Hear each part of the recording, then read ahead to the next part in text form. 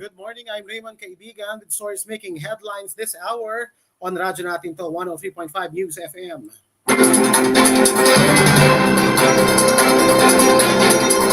In the headlines, LTFRB prepares for Piston's three-day transport strike, warns of possible franchise suspension and revocation.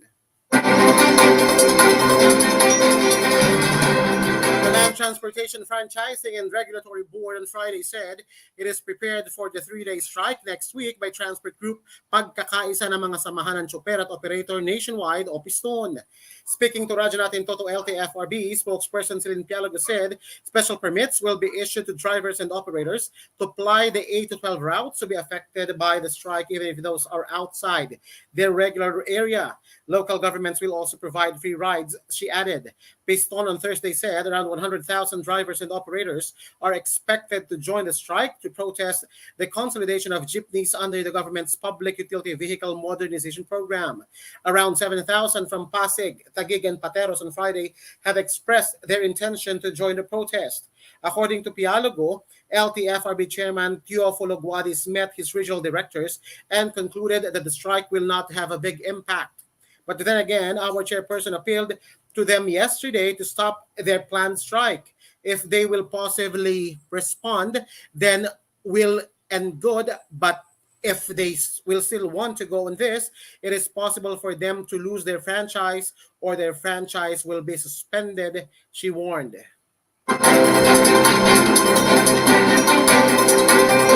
Pialago explained that it is not necessary for transport groups to complete the consolidation by December 31. What is important is they start the process, which will allow them to operate even beyond the deadline, she noted. She also said the modernization program does not intend to phase out traditional jeepneys as long as they are roadworthy.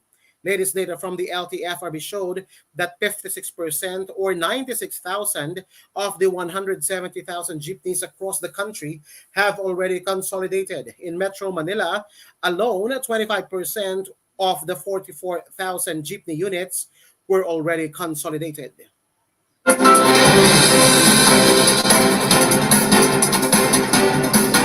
Meanwhile, decision on Smartmatic disqualification case out by November 22. The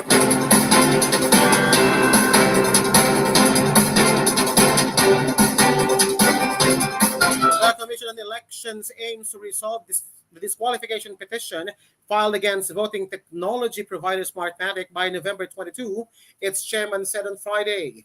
Hopefully po, ito final na. Hopefully sa Wednesday, madesisyon na namin yang kasi gusto po namin mailabas ang desisyon bago magkaroon ng submission ng lahat ng bid documents ng lahat ng magpa-participate, COMELEC Chairman George Garcia told reporters.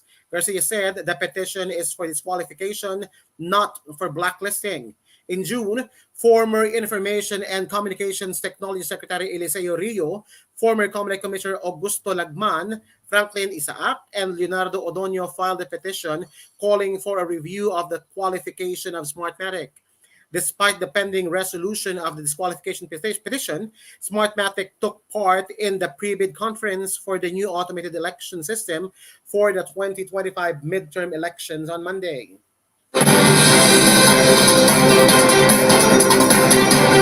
COMELEC Special Bids and Awards Committee said 3 technology firms already purchased bidding documents for the nearly 18.8 billion peso project.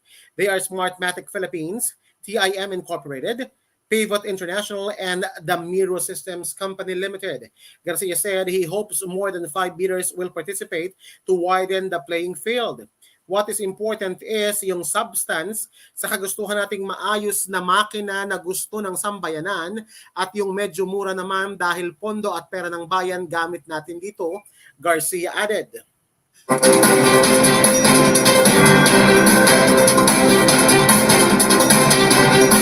The deadline for submission of bids is on November 28 at 9 a.m., while the opening of bids is set for the same day at 10:30 a.m. at the Comelec Hall.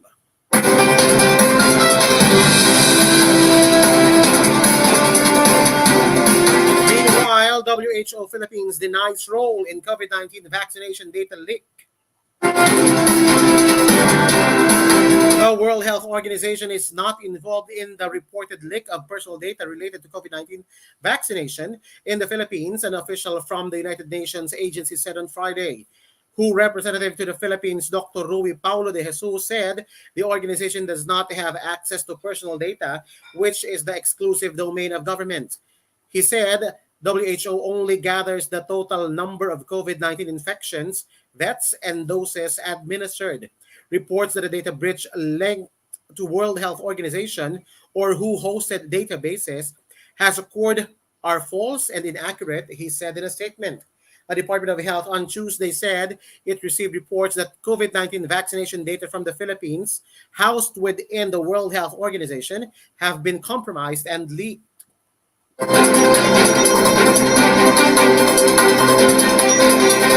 Department of Information and Communications Technology said vaccination data from the Philippines has been uploaded for the dark web following a supposed cyber attack on the World Health Organization database. The ICT spokesperson, Assistant Secretary Aboy Paraiso, said they cannot ascertain the full extent of the data leak, but they deduce it includes the names and addresses submitted prior to the vaccination. A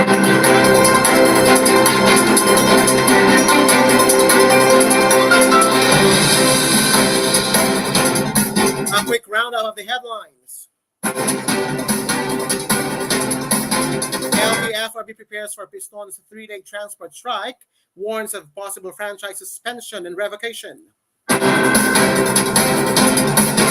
Decision on Smartmatic disqualification case out by November 22.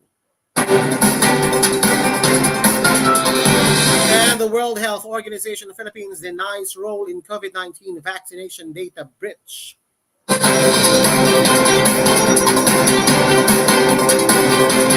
those are the stories making headlines this hour for Radyo Natin To. I'm Raymond Kaibigan. Keep it here at Radyo Natin To 103.5 News FM. Good morning.